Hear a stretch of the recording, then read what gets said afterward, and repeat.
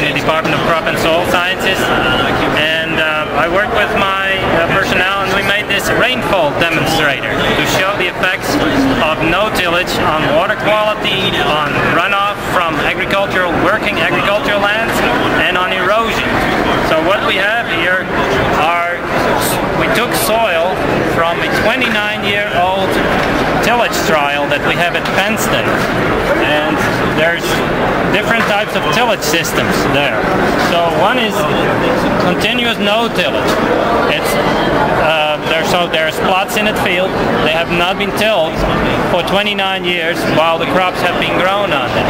Then we have reduced tillage, which you see here, which is using a chisel plow and a disc to prepare the soil and then to plant the crops, and so it varies some residue or mulch, but not everything. And then we have conventional tillage, which is moldboard plowing, disking, and then cultipacking, harrowing, cultipacking, and so you see there's hardly no residue left on the soil surface. So when we put the rainfall simulator on, we can see that the water in no-tillage, almost all water goes into the soil. And what you see here, in fact, this is the runoff that comes from the soil surface.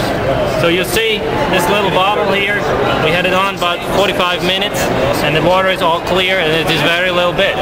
Why? Because we have mulch cover protecting the soil surface, and we have a lot of pore spaces that are made by biological organisms like night crawls and other earthworms, and those holes are there, and the water goes right down into the soil, and we have a hole in the bottom so the water can drain out and then recycle. Here we have a little bit of that in reduced tillage, but it's not as much, and so we have a lot of bare soil showing. The effect is there's still runoff, and there's also more soil erosion than when we have no tillage. And then finally, conventional tillage, we had to pull out all the stops here and get additional containers because the water didn't fit in our one container. So much water ran off, and you see how dirty it is.